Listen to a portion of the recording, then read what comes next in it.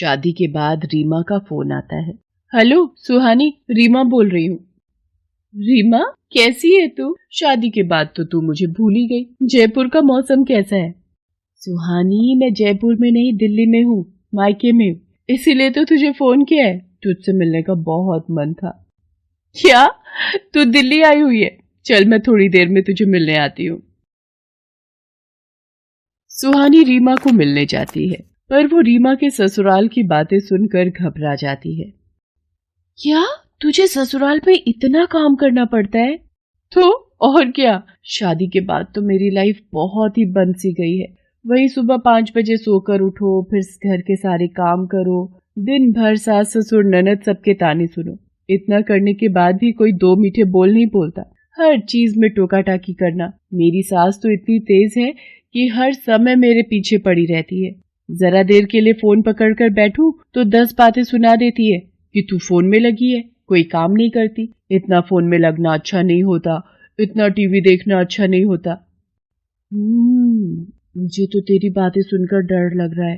क्या ससुराल ऐसा होता है? वही तो, पहले मैं सोचती थी कि शादी होगी, मजे करूंगी, हस्बैंड के साथ घूम कर आऊंगी, पिक्चर जाऊंगी, होटल में खाना खाऊंगी। पर हमारे यहाँ तो मजाल है, बाजार की कोई दाल भी आ जाए, जब देखो माँ जी यही कहती है, घर पर बनाओ बहू, घर का खाना अच्छा होता है। होटल भी नहीं जाने देती है। और ऊपर से मेरी ननद और पड़ोसी रिश्तेदार रोज हमारे घर आए रहते हैं। जब देखो मेरी सास हुक्म चलाती रहती है, बहू ये बना लो, बहू वो बना लो। बस मैं तो बहू कम नौकरानी ज्यादा बन गई हूँ ससुराल जाकर। मुझे तो तेरी बातें सुनकर बहुत घबराहट हो रही है। रीमा, सचमुच ससुराल जाना कितना खतरनाक है। मेरा बस चले तो मैं तो ससुराल ही नहीं जाऊंगी। चल पागल, हर एक लड़की को एक न एक दिन शादी करके अपने ससुराल जाना ही पड़ता है। और तू वैसे भी आंटी जी और अंकल जी को जानती है, वो तो और 6 महीने बाद तेरी शादी भी कर ही देंगे। अब तू भी तैयार हो जा ससुराल जाकर ये सब झेलने के लिए।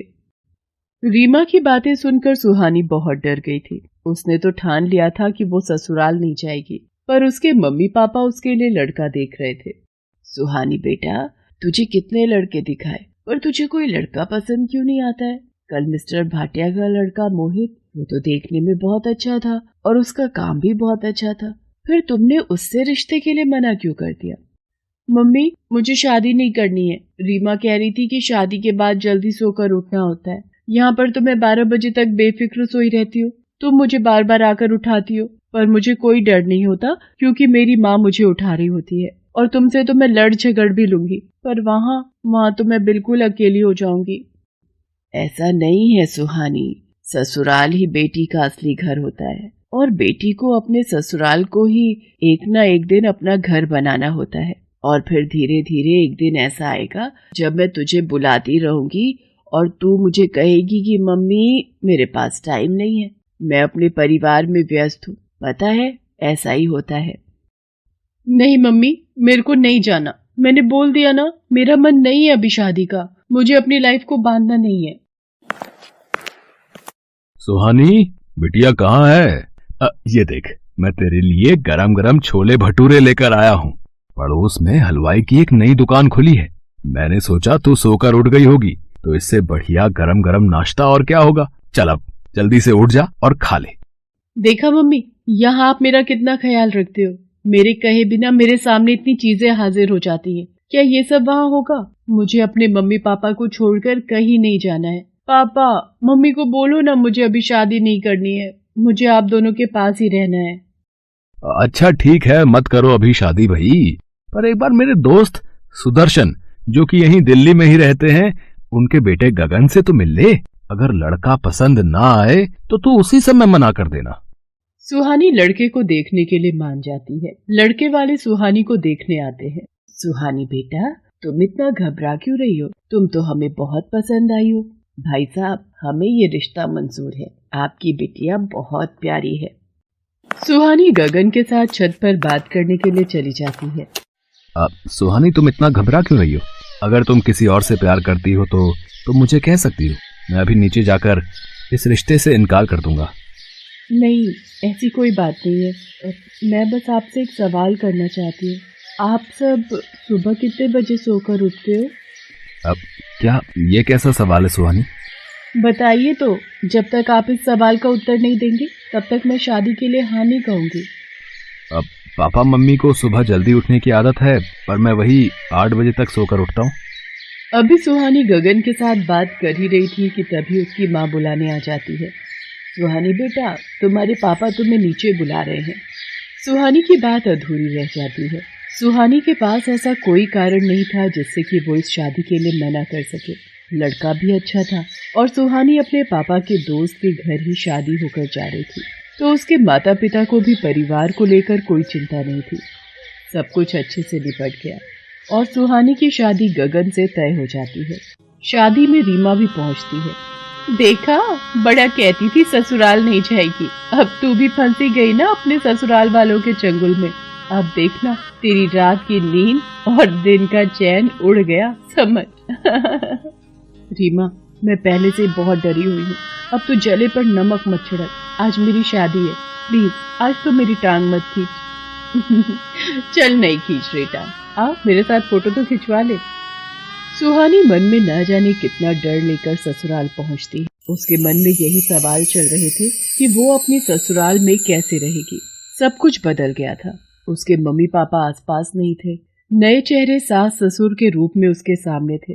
अगली सुबह सुहानी जब गहरी नींद में थी, एक मीठी सी आवाज उसके कानों में पड़ती है और सुहानी अचानक से उठ बैठती है। सॉरी मम्मी जी, अभी 5 ही बजे है। मुझे पता था मुझे 5 बजे उठना है। शादी के बाद ससुराल में सुबह 5 बजे ही सोकर उठते हैं, ये मुझे पता था। अच्छा हुआ मैं अलार्म लगाकर सोई थी। अरे बेटा, तुम इतना घबरा क्यों रही हो? मैं तो तुम्हारे लिए गरम गरम चाय लाई थी। पर तुम ये क्या बोल रही हो बेटा? 5 नहीं 10 बज रहे हैं। मैंने सोचा तुम शादी की थकान से नींद में हो, इसलिए मैं तुम्हारी चाय खुद ले आई। 10 बज रहे हैं और मम्मी जी ने मुझे उठाया नहीं, पर रीमा तो कह रही थी कि उसकी सास ने अगले ही दिन उसे सुबह जल्दी उठा दिया था। ये सब उल्टा क्यों हो रहा है? सुहानी नहा धोकर तैयार होकर रसोई में जाती है। सुहानी बेटा, तुम डाइनिंग टेबल पर बैठो। देखो, तुम्हारे ससुर जी तुम्हारे लिए रबड़ी, जलेबी, ढोकला और पता नहीं क्या क्या नाश्ता लेकर आ गए हैं। इन्हें पता ही नहीं था कि मैंने तुम्हारे लिए नाश्ते में आलू पूरी बनाए हैं। अब ये सब तुम्हें ही खत्म करना है। कितनी दुबली पतली हो बेटा, खाने के मामले में सोचा मत करो। जो भी खाना है तुम्हारा अपना घर है, सब कुछ खुला है, तुम कुछ भी खाओ, यहाँ कोई रोक टोक नहीं है। ये तुम्हारा अपना घर है। मैं ससुराल को लेकर कितनी गलतफहमी में थी। हर कोई एक सा नहीं होता, सबका अपना स्वभाव होता है और ससुराल को अपना बनाना तो एक लड़की के हाथ में होता है। ये बात मुझे समझ आ गई है। मैं रीमा को भी समझा दूंगी कि वो अपने ससुराल को अपना घर समझ कर रहे। सुहानी अपने ससुराल में बहुत खुश थी। ससुराल वालों के प्रति जो डर रीमा ने उसके मन में डाला था, वो डर अब निकल चुका था। सुहानी रीमा को भी समझाती है कि वो अपने ससुराल को अपना घर मानकर रहे तो उसे भी प्यार जरूर मिलेगा। इस वीडियो को लाइक करें, हमारे चैनल को सब्सक्राइब करें, बेल आइकन जरूर प्रेस करें हमारी न्यू वीडियो सबसे पहले देखने के लिए।